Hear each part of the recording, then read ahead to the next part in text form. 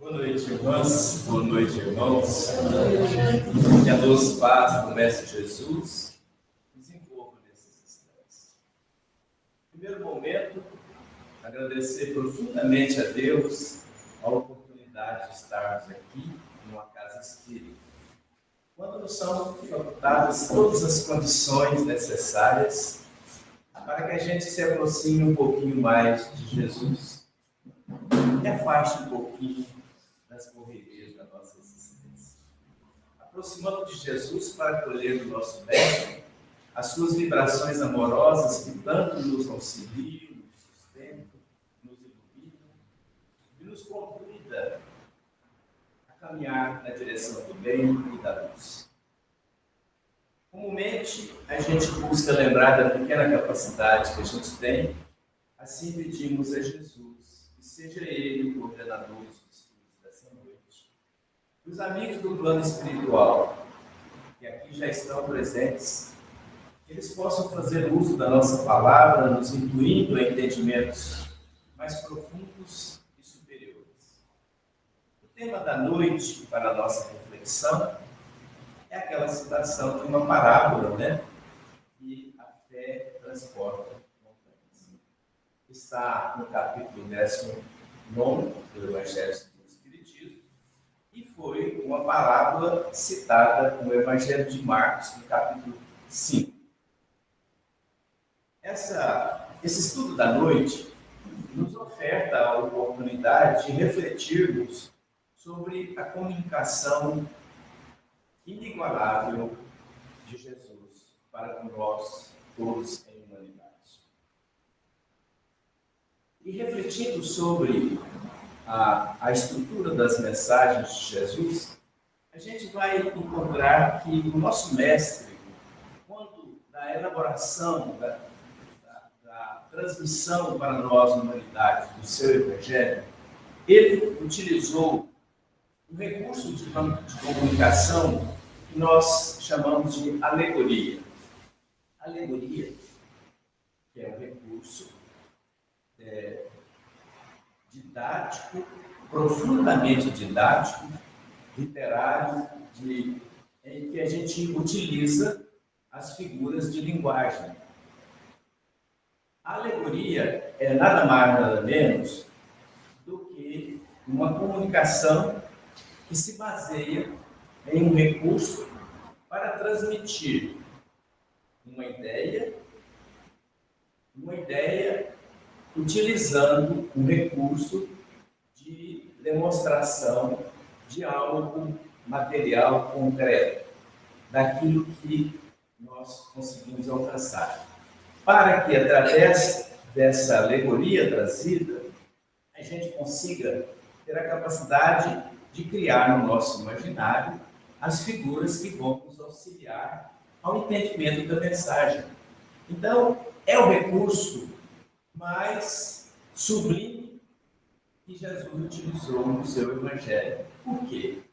Porque a alegoria oferta uma oportunidade de que, à medida que nós vamos desenvolvendo o nosso intelecto, os nossos conhecimentos, à medida que nós vamos acumulando as experiências e enriquecendo o campo do saber, nós vamos entendendo aquela mesma mensagem de antes com mais profundidade, porque é assim que a linguagem, esse recurso literário, nos permite.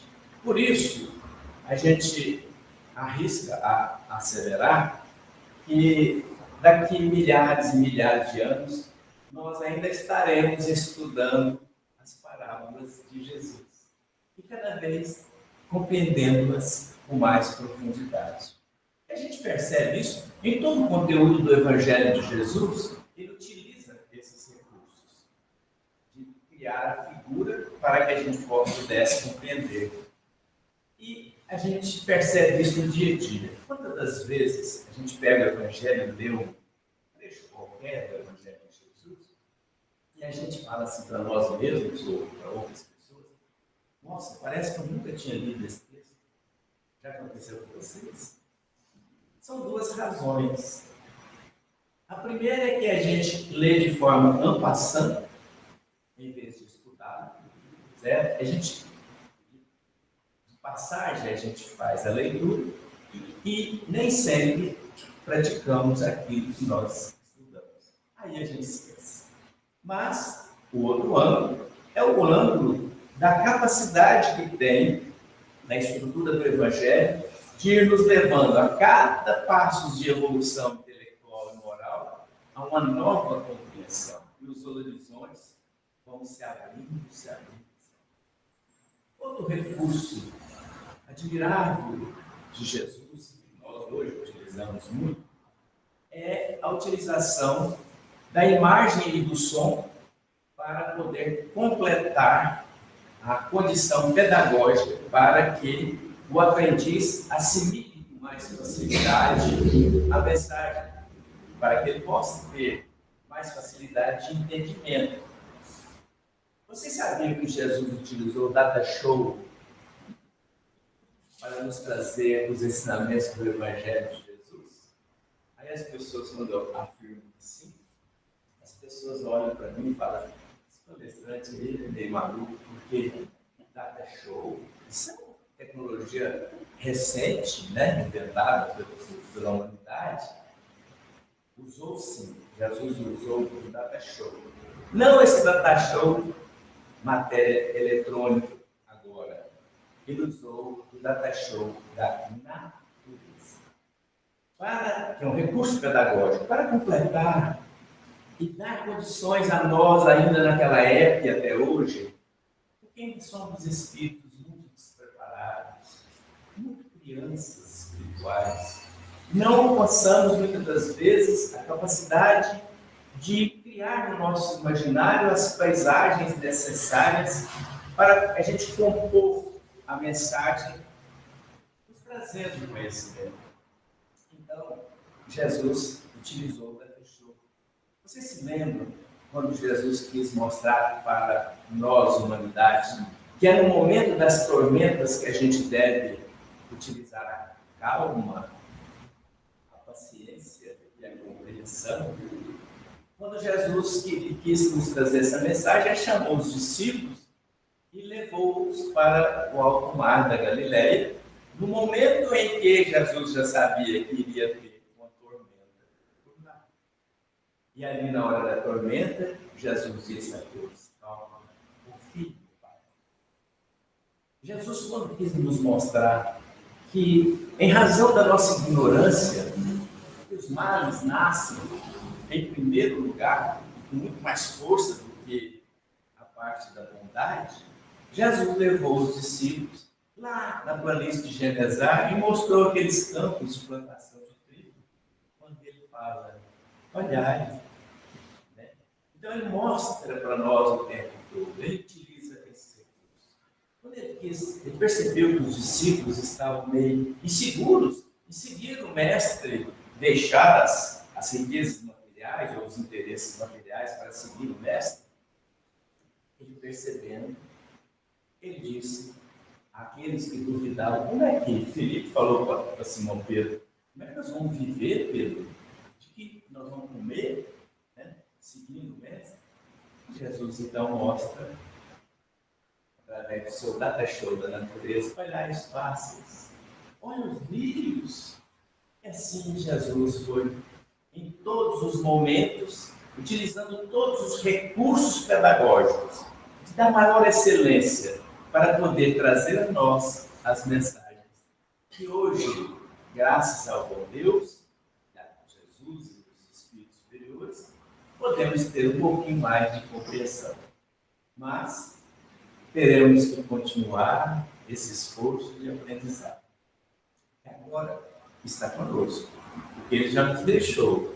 Deixou também aqueles que iriam completar e seguir com os seus ensinamentos, que são os discípulos, os apóstolos, e hoje os espíritos que tanto nos auxiliam para a compreensão do Evangelho de Jesus. A doutrina espírita, vinda para nós do plano espiritual, é o maior recurso pedagógico que Jesus utilizou para nós compreendermos a sua mensagem. Dito isso, vamos lembrar que Jesus, perfeito na sua obra, escolheu, provavelmente, por vontade divina, aquela região da Palestina para nos trazer esses ensinamentos. Região hoje que, infelizmente, nós, humanidade, pela nossa ignorância que ainda persiste, estamos a destruir os recursos naturais do planeta e, acima de tudo, a inteligência e a vida dos nossos semelhantes. Naquela região, naquela época de Jesus, a escolha foi perfeita. Porque Jesus veio como o mensageiro maior da caridade, o exercício do amor na sua plenitude. E o amor é servir. E ele mesmo nos disse claramente que ele não tinha vindo para ser servido. Ele veio para servir. Nós, infelizmente, ainda buscamos sermos servidos. E esquecemos um pouquinho de ser parceiro daquele que serve, né? Olha que coisa linda aquela região nos ensina. Vocês lembram de aonde nasce o Rio Jordão? Para quem não lembra, vamos citar. Rio Jordão nasce lá nas colinas de Golã. Tem um monte muito bonito, que é o Monte Hermon, pertence a essa cordilheira. Na base do Monte Hermon tem as nascentes, várias nascentes do Rio Jordão. O Monte Hermon é uma imensa montanha e, por ser muito alta, toda a sua parte superior são geleiras. E essas geleiras, lá é uma verdadeira fábrica de água divina, da providência divina, naquela região toda árida, cheia de deserto. Deus implantou ali uma fábrica de água natural. Durante o dia, durante a noite, os desertos são muito frios. E aquela friagem, seguindo com a umidade e a brisa do mar, vai em direção desse chamado Monte Hermon, das colinas de Golã, e vão formando geleiras no topo. Durante o dia, o deserto é muito quente e ele evapora um calor que também, pelas brisas, vão sendo dirigidos para aquela região. E todos os dias, aquilo tem trabalho, congela e durante o dia descongela parte do Monte Hermon, do topo do monte. E as águas penetram, formam aquela bacia intensa no centro deste monte e fluem por várias nascentes. Então, o Rio Jordão ele é formado pela doação de vários ribeirõezinhos d'água, minas que brotam por lá. E aquela doação de água pura e limpa, dessa fábrica de gelo, ela vai se formando na base, onde tem essas nascentes, existe uma cidadezinha chamada Cesareia de Felipe, que tem várias passagens do ensinamento. Daquela região, Cesareia de Felipe, aqueles balneários bonitos que até hoje são preservados, aquela água desce e vem serpenteando como um ramo de servidão daquele ribeirão, daquele rio, atravessando um dos desertos mais áridos daquela região, que é o deserto de Negev, que tem imensas montanhas, montes, muito pedregulho, muita areia, calor. Aquele ribeirão ele vem descendo e tem uma trajetória de aproximadamente 150 quilômetros, quando ele chega na planície de Genesar. Quando aquela planície, que é uma parte muito plana, aonde o ribeirão, o Rio Jordão, deságua as suas águas e ali forma um mar que é chamado Mar da Galileia, ou Lago de Genezaré. O Mar da Galileia é resultado da doação das águas daquelas minazinhas lá de cima, né? E ali forma aquele grande mar de água doce, água pura, um azul especial. Naquele lago que eles lá chamam de Quinor, ele tem o mesmo formato de um cacho de uva, né? Aquele lago, ele é cheio de vida até hoje. Muito peixe. Portanto, não é mentira de pescador, aquelas pescarias de São Pedro, não. Então, muito peixe. Um lago rico, rico de vida. Nas suas bordas, certo? Várias plantas, várias árvores, dentre elas, aquelas plantas que produzem um fruto delicioso chamado tâmaras, que Jesus tanto gostava. Não só as tâmaras, mas outras árvores frondosas que dão as suas flores. E das suas flores, além do perfume, doam também os frutos. Os frutos esses que são utilizados pelo alimento daqueles animais da região, e em especial dos pássaros. Onde existem flores e frutos, existem pássaros. E onde existem pássaros, existe sinfonia divina pelos seus cantares. E eles são semeadores. Os pássaros doam as sementes, fruto da digestão daqueles alimentos. Portanto, uma renovação de vida é constante naquela região. A evaporação das águas, naquela planície de Genezar, umedece e nasce ali as relvas.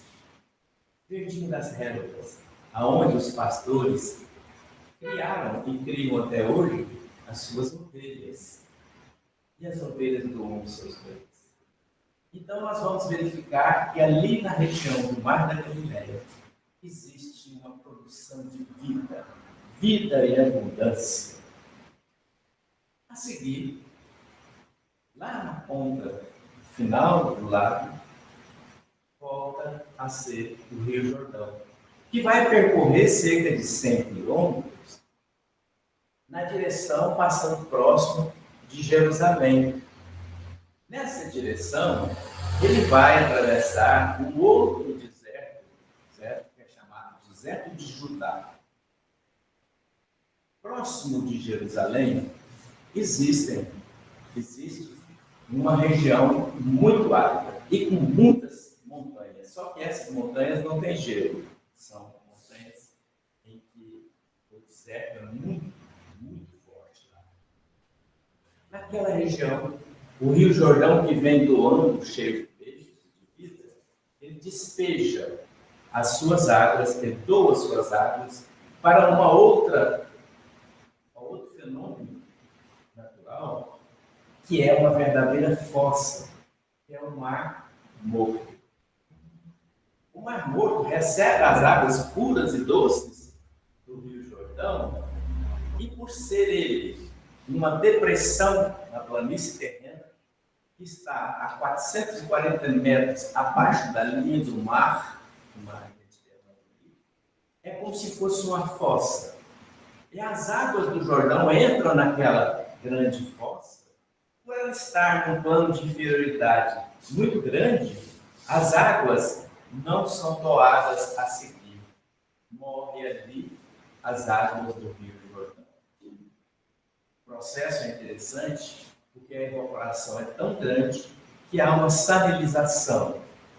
E por essa salinização criar uma quantidade imensa de sódio naquela água, não existe nenhum tipo de vida, nem vida bacteriana. O que nos leva a um ensinamento natural do Evangelho de Jesus. Aquele que muito recebe, mas que sabe e aprende a doar, ele é cheio de vida, assim é o lago de Nazaré. Ele recebe, e depois ele doa, e doa, e doa. Doa para as suas bordas, doa para aqueles que convivem, e doa para seguir o projeto aquele que só recebe e nada doa, ele é considerado morto. Por isso, o mar morto é o mar que não tem vida. Esse ensinamento Jesus trouxe para nós. E trouxe, inclusive, naquela região onde o evangelista Marcos relata no seu Evangelho, capítulo 5. Jesus percorreu aquela região como todo, doando, ensinando, se esforçando para a compreensão do Evangelho de Jesus em todas as do Evangelho de Deus, das leis de Deus, em toda aquela região. Entre a cidade de Jerusalém, na direção sudeste, naquela época chamava-se Pérea, hoje Jordânia. Seguindo uma trajetória naquela região, nós vamos encontrar tanto o lago de deserto de Judá e o Mar Morto, lá naquela região. Na região do Mar Morto existem as montanhas chamadas Montanhas de Curã, que é onde tem as cavernas que há pouco tempo atrás encontraram lá os papiros, as histórias, né? Os essênios e tudo mais. Aliás, os essênios tinham lá no local de habitação. Que é uma região que tem as montanhas muito altas. Né? E Jesus frequentou aquela região várias vezes. Nós vamos encontrar uma cidadezinha que ficava bem próxima, em direção assim, como se fosse Nerópolis, em Goiânia, cerca de 20 quilômetros, né? De Jerusalém, tinha essa cidadezinha chamada Bet-Yanã. Bet-Yanã, a tradução dessa palavra é casa dos pobres, ou casa de pobre. Também é conhecido, podemos traduzir, Bet-Yanã como cidade dos necessitados. É uma região de muita pobreza material, mas de muita riqueza espiritual e fraternidade pelas pessoas que lá habitavam. Jesus ia muito para lá. Nós aqui chamamos ela de Betânia, que é Bet-Yanã, né? Jesus foi várias vezes lá visitar alguma família que nós vamos lembrar. Vocês se lembram daquela passagem bem antes, em que José fugiu e foi lembrado aqui na abertura? José, saindo da perseguição do nosso irmão Herodes, coitadinho, nada sabia, a ignorância era muito grande, o apego ao poder levou ele àquele decreto insano, né? Quando ele soube da vida do nosso Mestre Jesus, ele decretou que todas as crianças abaixo de 3 anos fossem ceifadas suas vidas, né? Através das espadas. Os reis magos avisaram José que Jesus estava com 2 anos. Avisaram a José que eles tinham que sair de lá. E José pegou Maria e Jesus e atravessaram um outro deserto a caminho do Egito. Certo? E aí, esse deserto é muito mais árido, que é o deserto de Saara. Eu não imagino, não consigo alcançar a compreensão e a imaginação de como é que Jesus, José, Maria e Jesus pequenininho atravessaram aquele deserto num burrito. Né? Tem que ser obra de Deus. E ele, quando atravessa, eles entram no Egito e vão morar numa cidadezinha chamada Heliópolis. Heliópolis recebia muitas pessoas que migravam da perseguição do poder do rei Herodes lá em Jerusalém, naquela região lá. E uma das famílias que estavam lá era a família de Eleazar. Eleazar e Ishá, a sua esposa, tinham uma filha chamada Marta. Eles fugiram muito antes de José e foram para lá, construíram a casinha, se organizaram, trabalhando e foram sobrevivendo. Quando chega José, Maria e Jesus, eles os acolheram e deram toda a força para aquela família para poder recomeçar a vida. E eles, ao lado da casa, construíram uma pequena casinha também. José era, além de carpinteiro, era pedreiro também, né? E aí, então, eles conseguem construir uma pequena casinha. Anos depois, Ana, sua mãe Maria, Santa Ana, né? Ana vai lá visitá-los e leva o filho mais velho de Pedro, né? Que é Tiago, que é irmão de Jesus, o mais velho. Conviveram, então, em família, as duas famílias, de Eleazar e de José. Aquela convivência criou um campo de fraternidade muito grande. Foi ali que nasceu na casa de Eleazar uma outra filha, Maria. E depois, um rapazinho menininho chamado Lázaro. Enquanto que na casa de Maria de Nazaré, certo? Que já estava lá o Tiago, Jesus, e nasceu um outro filho de Maria chamado José. Conviveram ali, eles eram crianças, brincavam, corriam para lá, para cá, brincavam de pico, de esconde-esconde, aquelas coisas de criança, né? E criaram uma afinidade muito grande. Afinidade essa que provavelmente já teria existido, já vinda do plano espiritual, né? Quando Jesus estava próximo a completar 7 anos de idade, ficaram sabendo que Herodes tinha partido para o plano espiritual. Então, eles resolveram voltar. Porque havia uma consciência com Maria e com José de que a família tinha que cumprir com alguns procedimentos e que Jesus tinha vindo para iluminar o nosso plano. Voltaram. Portanto, quando Jesus estava próximo àqueles dias de desencarne dele, pela ignorância da humanidade que o crucificou, Jesus foi, pela última vez, visitar a cidade de Betânia, como se fosse despedir de Marta, Maria e Lázaro. Jesus esteve lá várias vezes. E era o local onde Jesus gostava de ir para dar uma relaxadinha, né? Apesar que ele nunca parou para descansar em nada, porque o tempo todo a intensidade de Jesus era inimaginável. Jesus tinha ido lá há pouco tempo para ressuscitar o seu amiguinho, Lázaro, lembra? Então, era ali que Jesus ia, 20 quilômetros na direção das montanhas de Turã, perto do Mar Morto, naquele deserto de Judá.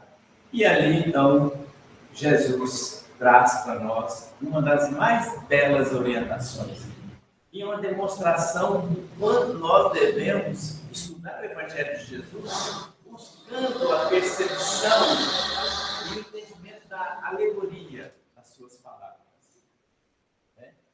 Então, Jesus nos conta no Evangelho de Marcos, e aqui está no capítulo 19 do Evangelho de Jesus, a parábola da figueira seca, né?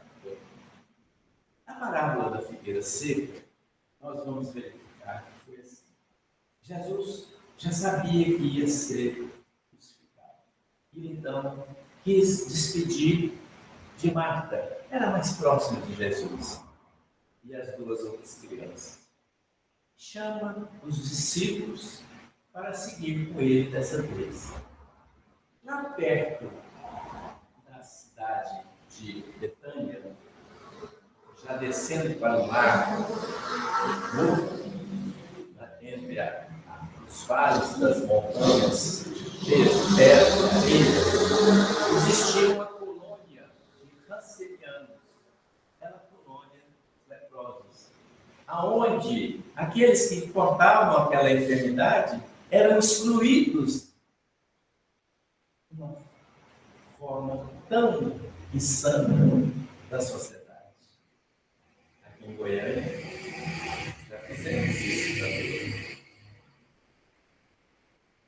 estava Jesus. Era uma das razões que Jesus ia muito lá. Porque ele ia para ajudar aqueles que necessitavam das luzes, do seu amparo, da cura, das suas vibrações amorosas.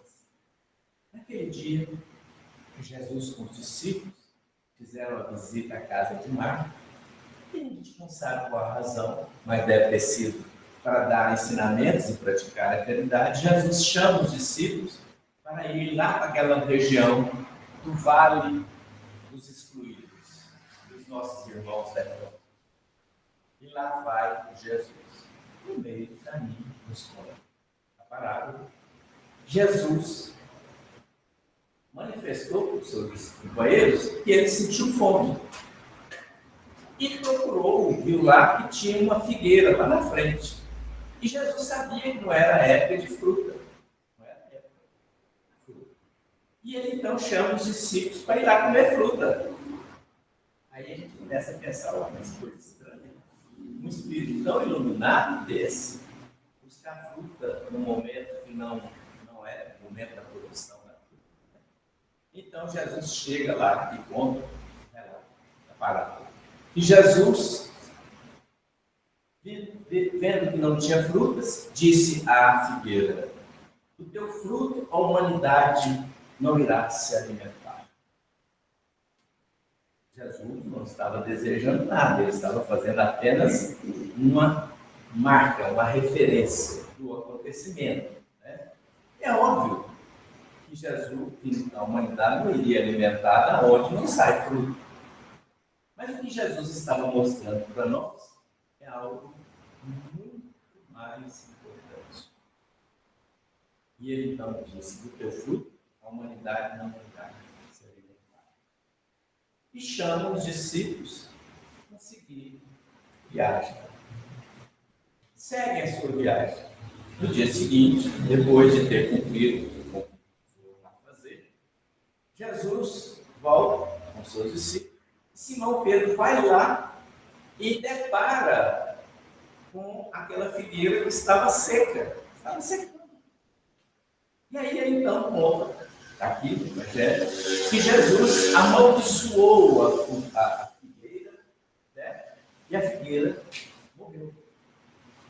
Aí a gente para pensar, mas Jesus, Espírito de uma bondade infinita, de uma fraternidade imensa com todos e com tudo, inclusive com os elementos da natureza criados por Deus, não poderia ter esse tipo de atitude. Aí é onde a gente vai buscar entender a alegoria e as figuras de linguagem dessa passagem. Vejamos, Jesus não desejou mal. Amaldiçoar não é só desejar mal, ou não é desejar mal, é reconhecer o mal. E qual era o mal daquela figueira? Ela não produzia frutos fora da época dos frutos. É isso. E aí a gente para pensar, que lição excepcional de Jesus. E vamos lembrar lá no Evangelho de Mateus, quando Jesus fala para Simão Pedro: o que fazeis demais? É isso que Jesus espera de cada um de nós. Espera que nós façamos a mais do que o conformismo que nós vivemos. Lembrando que aquele que muito recebe e que nada serve para o dobro, a tendência é ser. Paramos para pensar, fazemos para os nossos dias de hoje. Gente, Jesus estava perfeito. Ele pegou aquele simbolismo daquela figueira para nos lembrar que nós não podemos dar frutos somente na época dos frutos. Por que a gente só pode e age com tanta fraternidade, com carinho, com respeito, com atenção com as pessoas na época do Natal? E depois?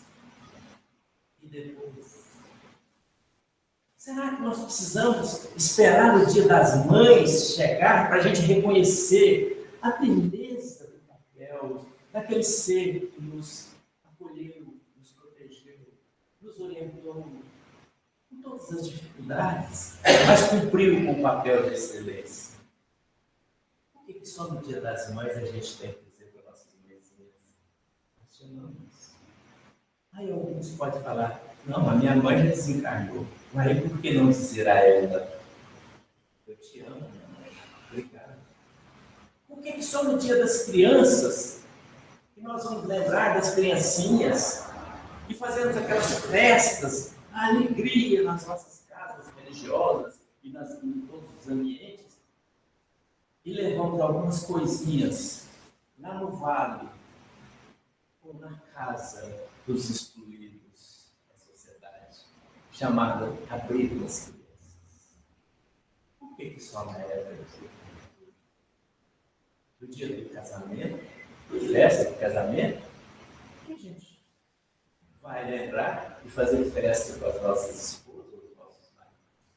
Porque não podemos fazer todos os dias, ao amanhecer, lembrar da beleza de termos anjos da guarda encarnados na nossa vida.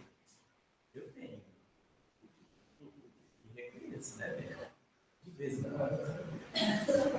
De vez em quando. É isso que Jesus estava nos dizendo.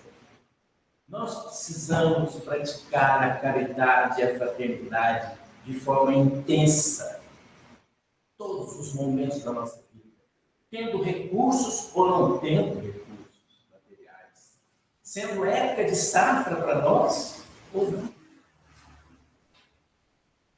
É isso que Jesus quer. E lembrar que muitas das vezes a gente desperdiça o talismã divino, que é o tempo da nossa existência. Quantas horas perdemos em ficar assistindo cultura inútil nos aparelhos de televisão? E a gente usa um termo bem interessante, passa tempo. Não, mas por que o tempo tem que passar sem a gente fazer nada? É isso que Jesus estava observando.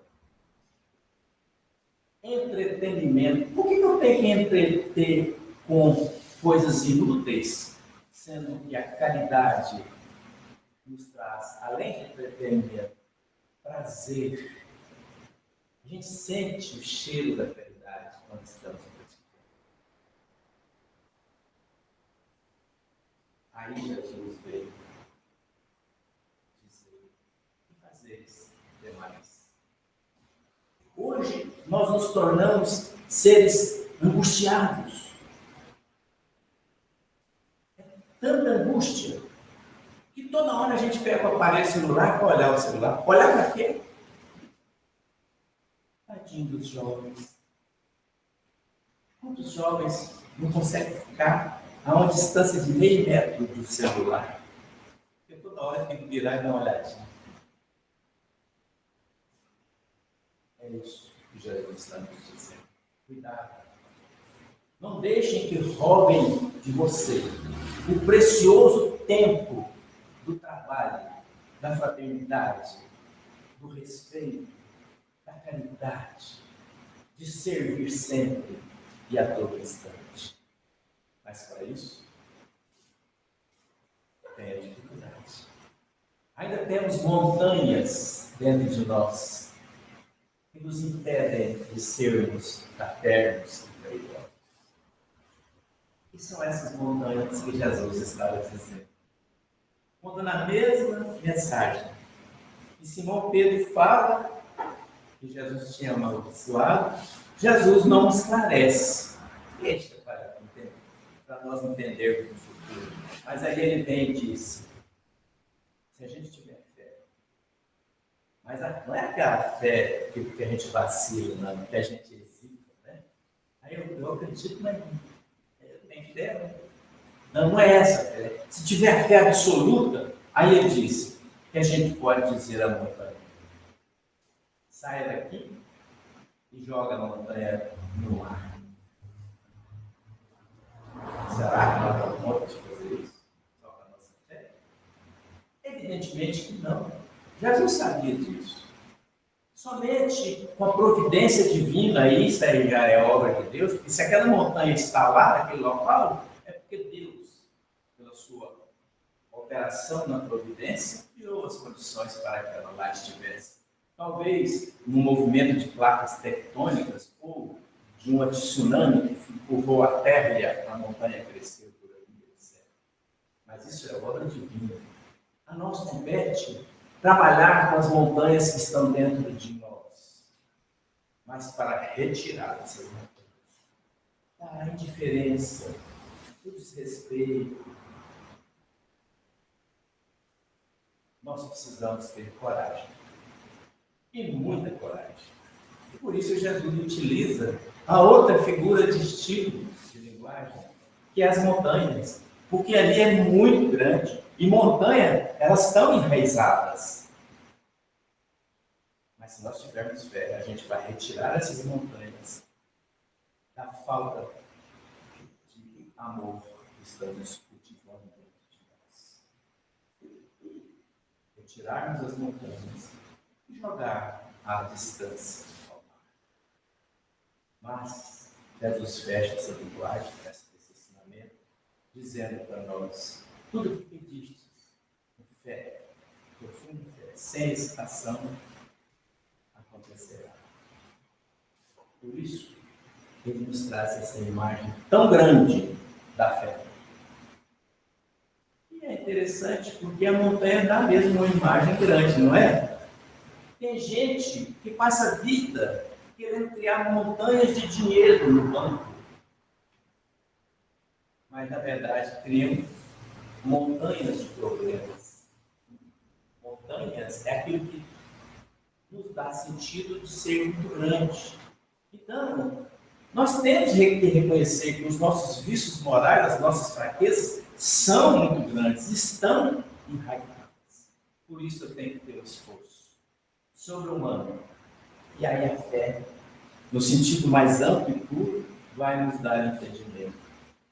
O próprio irmão de Jesus, Tiago, aquele irmão mais velho, que depois de Jesus ter desencarnado, ele lá na casa do caminho assume o papel de ser o primeiro líder do cristianismo na Palestina. Ele conduz o processo depois. Ele desencarna com 64 anos.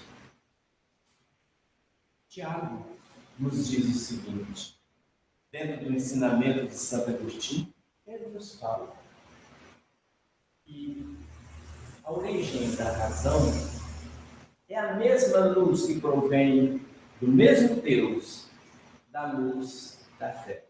Portanto, nós temos que ter a razão ao pedirmos. Se nós temos fé, vamos pedir aquilo que faz parte do progresso da nossa pessoa, do nosso espírito e dos nossos semelhantes. Portanto, nós temos que ter a razão para levarmos ao nosso procedimento de fé e de rogativas a Deus. Oh, meu Deus! Quantos de nós já falou isso um dia? Podia ganhar na loteria, ganhar por dinheirão na loteria. E alguns ainda dizem, se eu ganhar, eu vou fazer tanta caridade. Vai dar. Porque caridade não há necessidade de recursos materiais. A caridade é muito mais ampla. Porque Jesus assim veio sem nada. Nada de matéria. Apenas aquele sentimento de amor sublime. E é esse amor que Jesus está nos pedindo.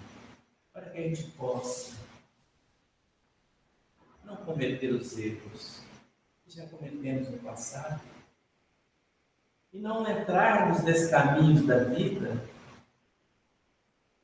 traduzindo um ambiente de tanta paz que foi a Palestina naquele cenário de guerra e de violência. Vamos orar e pedir que o reino de Jesus, que é o reino de paz e de amor, volte àquela região. e se implante nos nossos corações.